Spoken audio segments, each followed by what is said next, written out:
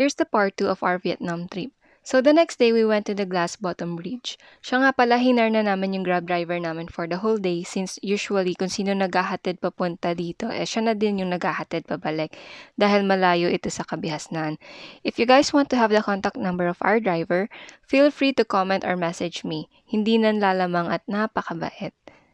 So anyway, I bought our tickets sa Klook for 1,165 pesos each.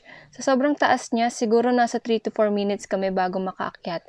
Napakalamig nga naman dito sa bridge, halos wala na din kaming makita na view dahil sa fog.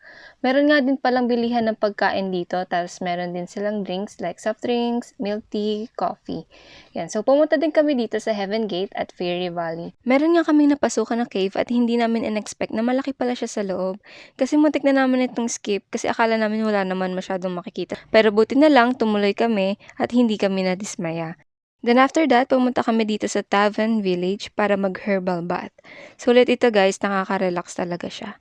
Dito na din kami nag-lunch, pero to be honest, natatabangan ako sa food.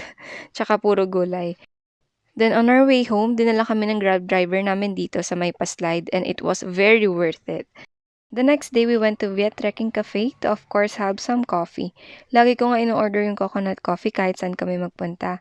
At first, nalungkot ako kasi full of fog, pero when we waited for a bit, ayun, nagpakita yung monorail. Meron nga din pala silang restaurant sa second floor if you guys want to have some lunch. After that, pumunta ako dito sa Alpine Coaster and then yung mga tita ko nagpamassage at manicure muna. Nagpalipas oras na lang kami dito, walk around the center, buy some pasalubong.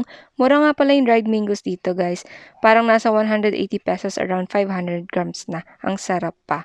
Ayan, so pabalik na kami sa Hanoi for our Halong Bay cruise tour. So that's it for our Vietnam trip part 2. Stay tuned for the part 3. Bye!